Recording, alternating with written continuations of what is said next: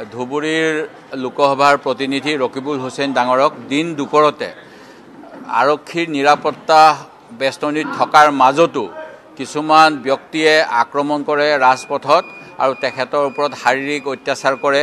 তেখেতৰ পুত্ৰকো দৌৰি দৌৰি প্ৰাণ ৰক্ষাৰ বাবে তেওঁ যাব লগা হয় আৰু এই গোটেই ঘটনাখিনি হৈছে গণতন্ত্ৰক দুৰ্বল কৰাৰ বিজেপিৰ চক্ৰান্ত অনুসৰি তেখেতসকলে কংগ্ৰেছ দলে যাতে জনমত গঠন কৰিব নোৱাৰে বিজেপিৰ অপশাসনৰ বিৰুদ্ধে তাৰ বাবে এটা ষড়যন্ত্ৰ কৰি আছে। আৰু এই গোটেই ঘটনাখিনি কালি আমি সদনত উল্লেখ কৰাৰ পিছত মুখ্যমন্ত্ৰী ডাঙৰীয়াই ইয়াৰ বাবে হুক প্ৰকাশ কৰা নাই। তেখেতে কৈছে যে ৰূপহীহাট চামগুৰি এইবিলাক অঞ্চল বোলে ৰকিবুল হুছেইনৰ অঞ্চল।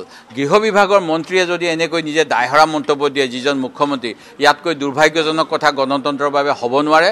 আৰু অসম আৰক্ষীৰ স্পেচিয়েল ব্ৰাঞ্চত ৰাতিপুৱা 7 বজাত নগাঁও আৰক্ষী কণ্ট্ৰল ৰুমত মিটিঙৰ পূৰ্বে আৰু ৰূপহীহাট থানাৰ ওচিকো মিটিঙৰ পূৰ্বে আগতীয়াকৈ তেখেতৰ কাৰ্যসূচী জনোৱাৰ পিছতো আৰক্ষীয়ে যি নিৰাপত্তা নোলোৱাৰ ব্যৱস্থা কৰিলে, এই গোটেইখিনিতে চৰকাৰী ষড়যন্ত্ৰ জড়িত থকাৰ আমি অনুমান কৰিছোঁ। আৰু সেই গতিকে গোটেই বিষয়টো আলোচনা কৰাৰ বাবে আজি সদনত আমি দাবী জনাইছোঁ।